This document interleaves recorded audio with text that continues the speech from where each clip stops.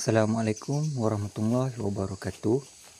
Hari ini saya nak bercakap tentang cara bajet guna baja tapi buah durian kita tetap banyak.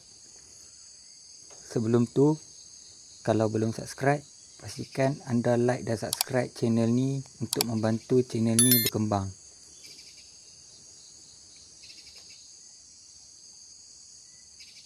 Ramai pekebun durian yang masih mengamalkan kaedah konvensional dalam penanaman buah durian sekaligus menjadikan pendapatan semusim tidak sekata setiap tahun.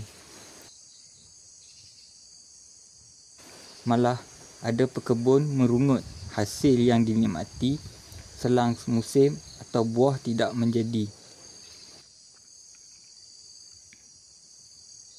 Disebabkan kelemahan dalam kaedah konvensional itu.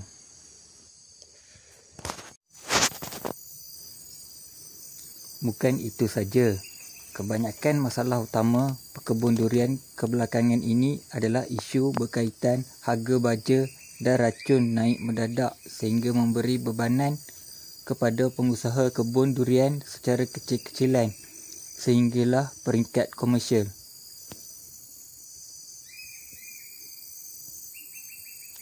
Paling ketara ialah pada pekebun durian kecil macam saya ni, kerana kami menggunakan tanaman durian secara konvensional dan hasilnya tidak seberapa.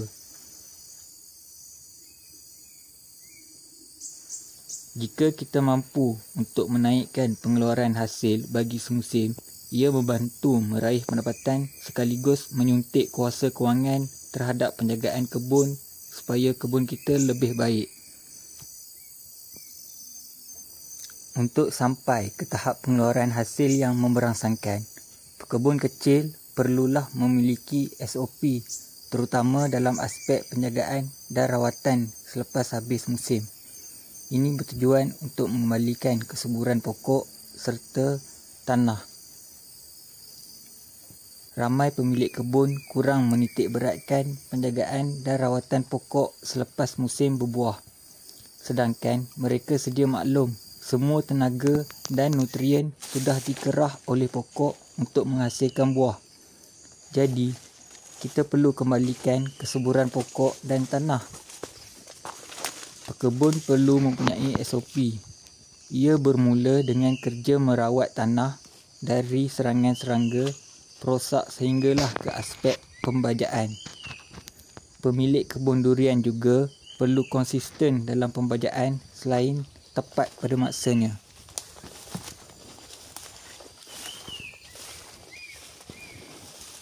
Untuk video kali ini, saya akan kongsikan SOP pembajaan untuk kebun durian yang telah berbuah. Untuk pokok yang belum berbuah, tunggu video yang akan datang. Tapi, korang masih boleh ambil point dan buat persediaan kira-kira bajet bila pokok korang mula menghasilkan buah. Tak banyak pun yang korang perlu standby. Ini hanya baja saja, tak termasuk racun, vitamin dan kawalan serangga perosak. Yang pertama ialah baja 12-12-17. Brand apa pun tak kisah, tapi kalau dapat yang free chloride lagi bagus. Gunakan baja ni sebelum pokok berbuah. Untuk pokok dewasa ya, bukan pokok yang baru tanam. Dos dia bergantung pada saiz pokok. Baja ni penting untuk memberikan nutrien kepada buah agar buah kita lebih berkualiti dan besar.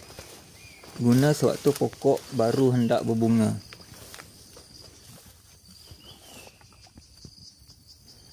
Yang kedua ialah baja folia merah untuk buah.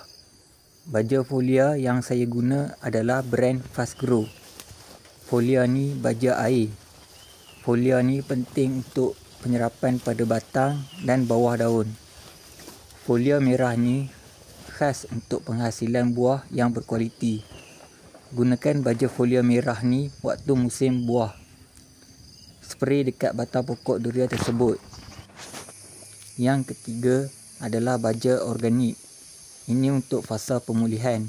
Setelah semua buah luruh, kita kasih 2-3 kampit baja organik sepokok. Ini untuk memulihkan semula kesuburan pokok setelah pokok dikerah untuk menghasilkan buah. Yang keempat adalah baja 15-15-15 ataupun 16-16-16. Tabur baja ni 2 ke 3 kilo pada pokok selang 3 hingga 4 bulan. Pemberian dilakukan setelah sebulan pemberian baja organik.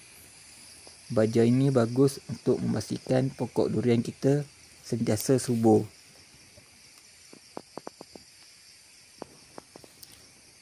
Yang kelima adalah kapur dolomite.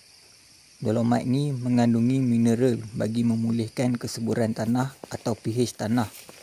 Dolomite bagus untuk memulihkan semula kesuburan pokok dan tanah selepas pokok dikerah untuk menghasilkan buah.